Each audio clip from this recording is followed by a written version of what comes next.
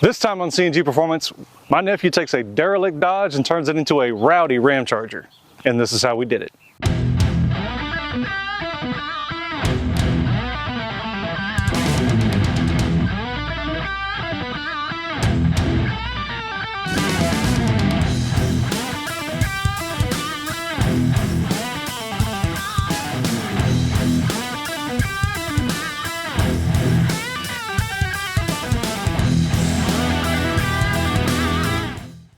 What is going on, folks? It's good to see you again. Take just a second, do me a favor, reach down here and like this video. And if it's your first time with us, go ahead and punch that subscribe button. We'll be really glad that you did. So question, when your nephew comes home from the Marine Corps and wants to build a truck, what do you do as an uncle? You help him any way you can. That's exactly what we did. So the short version, my brother found this truck hiding about 30 miles from our hometown.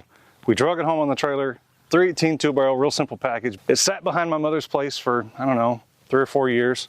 He gets out of the Marine Corps, he comes home, he gets this itch in his pants where he just wants to build something rowdy. So we dug this thing out of the weeds, and it went a little something like this. Well, what a masterpiece this thing is. I love the wheels. Having a different size on each corner helps with fuel mileage. I just love it because it's Royal SE with a 4-speed. That's the part I dig the most, man. Except for manual doors. No, it's fully loaded. Look at it. It doesn't have yeah, it's fully loaded, all right. Yeah, but hey, it's all right. Bringing another one back from the dead. Come with me, little Dodge, if you want to live. Of course, I say little, it's like 6,000 pounds.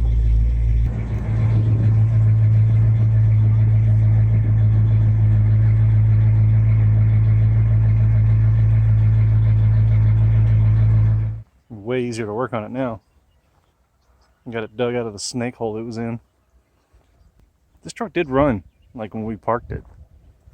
Matter of fact, I think we drove it to where we had shut it off, and that's where it sat. It doesn't have a rear drive shaft, so we were driving it around on the front axle, but I mean, it ran good. Is this one gonna be better or worse?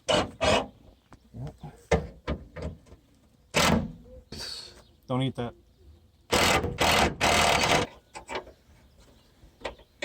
Just so you know, this top bolt. Actually, I'm not going to jinx myself. Don't, yeah, wait till you're like holding it in your hand. Okay. Okay. What are you waiting for? Take the running board off. There you go.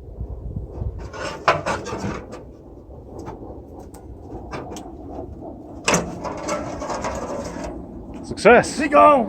Look at that. Instant 3-inch lift. Look at that. Now make it run. Did it work? I heard a noise. You got to put that in there so we can go. Whoa, whoa, whoa, whoa, whoa. Yes. Cut it just perfectly. Yeah.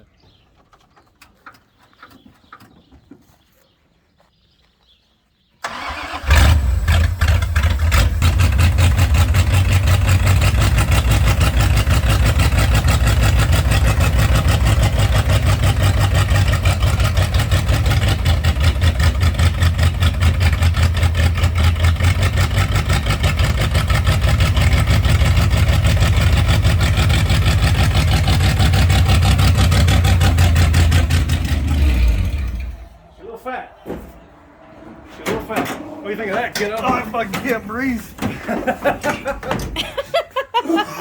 It was coming right up through the floor, wasn't it? Yeah.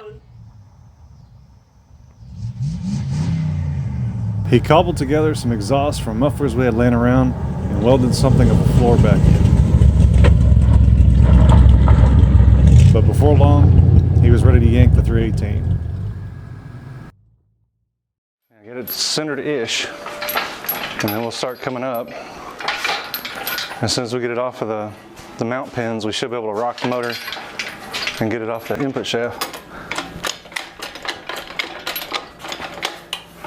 The screws back there? Yeah, it is. But I don't think it's going to hurt it just yet, I hope. Okay, maybe now we can get some elevation out of this thing. Of course, that needs to... I'm pretty sure there was a... That needs to... bolt. Oh, it's fine. We I can... didn't put them all the way in, so... Yeah, but now they're stuck. Well, that one's stuck. We just got to run it back. But first, Let's get the hero work out of the way. All right. Let's see how gentle we can make this happen. Yeah, you're gonna have to kick that leg because of the caster on it's jacked up.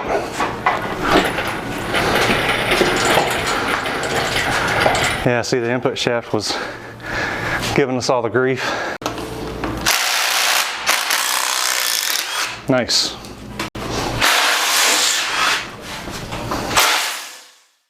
So as you can see, we finally got the motor out, and off camera, because this man's proactive, this literally just happened today. We knocked the slugs out of it, got the cam finally out. It was hung on the number 3 cam bearing, so unfortunately this thing will have to go see the machine shop to go get new cam bearings put in, which honestly, after what we discovered once we undressed this thing, is probably for the better.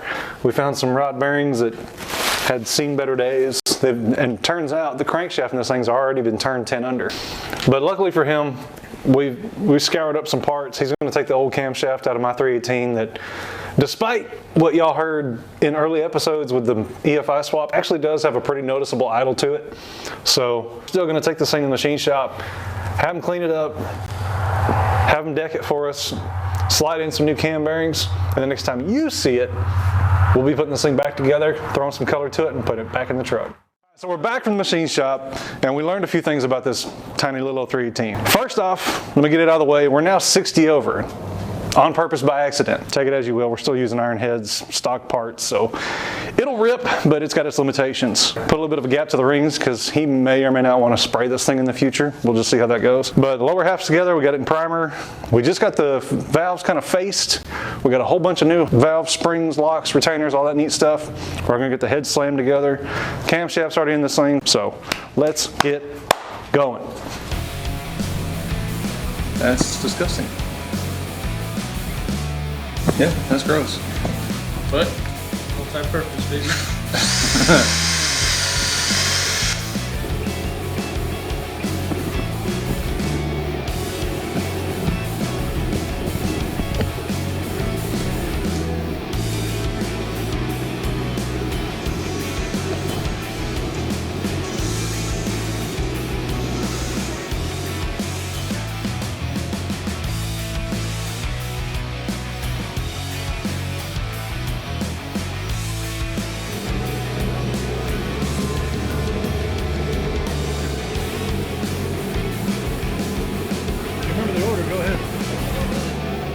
Okay, but you're the one that wrote that on the box. I am now. I wasn't until you said that.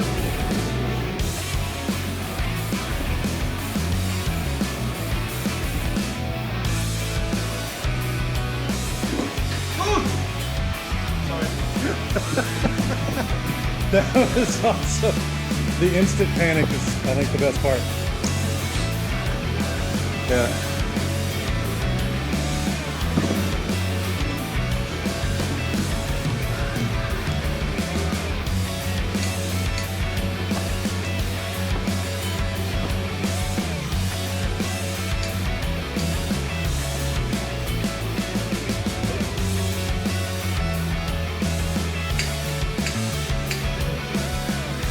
Are you a little nervous? Yeah.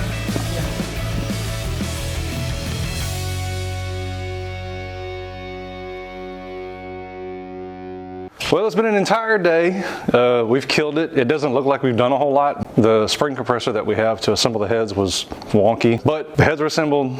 We found this paint. What did I do with it? Ah, there it is. Any of you have ever used this stuff, this POR 15 engine enamel? This stuff rocks, man. I've never used any of POR 15's products. I've heard of a lot of their frame coatings and such, but I've never used any of their engine paints. Unfortunately, we're kind of at a limbo right now because we have to let this stuff cure for a couple of days, which is fine. We're basically ready to stab the thing in the truck. We'll let this stuff cure up for a day or 3, and then we'll come back and hit it hard and get it back in the truck. So we'll see you guys then.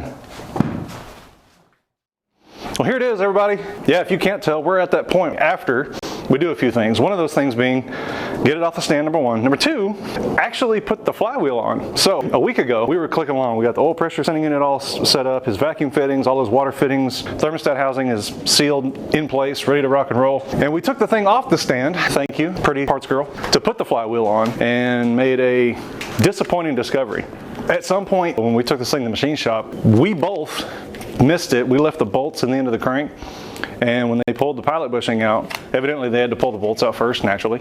And when we got all the hardware back from the machine shop, we were so antsy, we completely looked over the fact that we did not have the correct flywheel bolts. So, made a quick order with Summit, got the right ARP bolts for the flywheel, for the 318, for the Ramcharger, so we can finally make this whole thing work, which is what we're gonna do right now. Wait. I didn't take that much weight off. Now we're cooking with Crisco. Yeah, they're not bad. 5 gallons. You stay. Yeah, on my bad.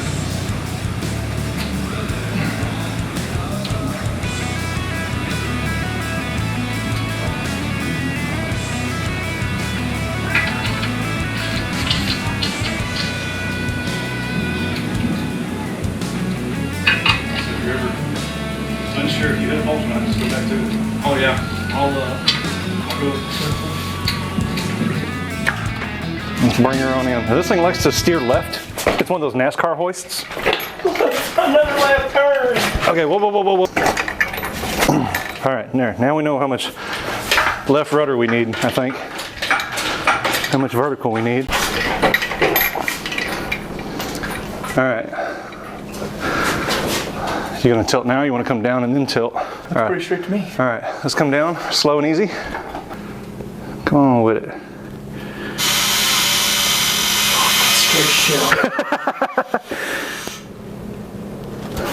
Okay, stop. We gotta go in a little bit more. Okay. Miles? Hold, por favor. I heard it pop. And it was like, wow! I think we can go in a little bit. Okay. I'm not 100% on where the input shaft is pointed in terms of the back of the block, but we're definitely in between the fingers. And here we are, finally. We had to go backwards to go forwards. I wish I knew why the flywheel, the teeth on the flywheel for the starter ring, didn't want to clear the bell housings, but we persevered. We just got the Z-bar reconnected. All the bushings are back in it. We put a little grease on it. Starter's on. Bell housing bolts are tight. Transmission 2 bell housing bolts are tight. Linkage is all connected. Nephew's in the process right now of kind of just putting the headers together, putting the collectors on, because we are at the point where we're going to go ahead and throw the headers in this thing, put the motor mounts on, and then in 5 or 6 minutes, patience pending, we should be done with the engine hoist. Is this one ready to go in? Let's hear this thing. Hey, the buzzer works again. That's what you plugged in.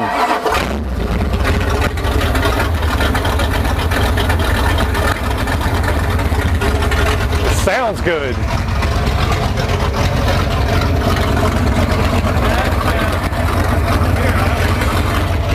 Put the balancer on backwards. That's what it was.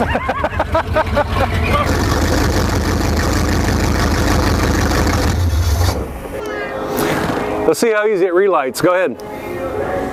Don't touch the throttle. Don't fart on me.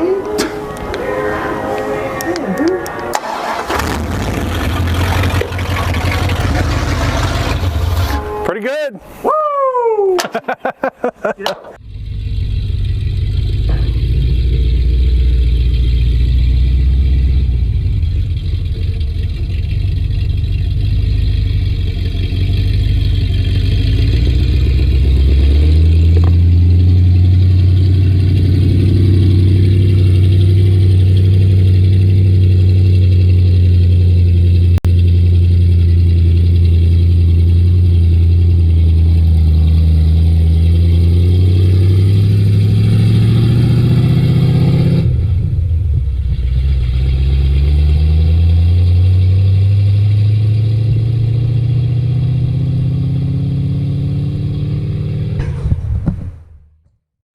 So there you have it.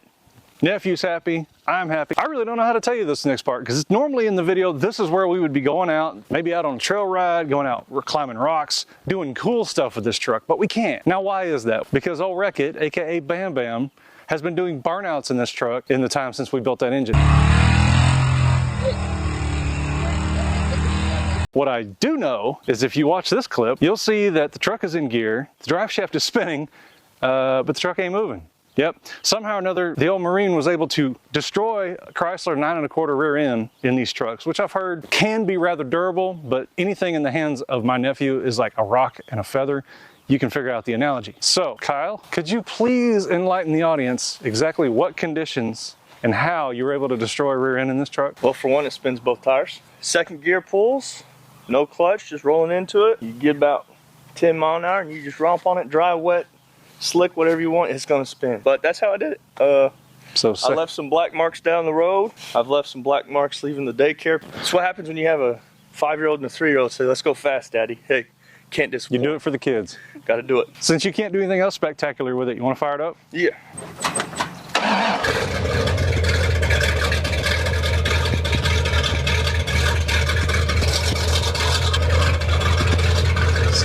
PSI of oil 60 pressure. pounds oil pressure.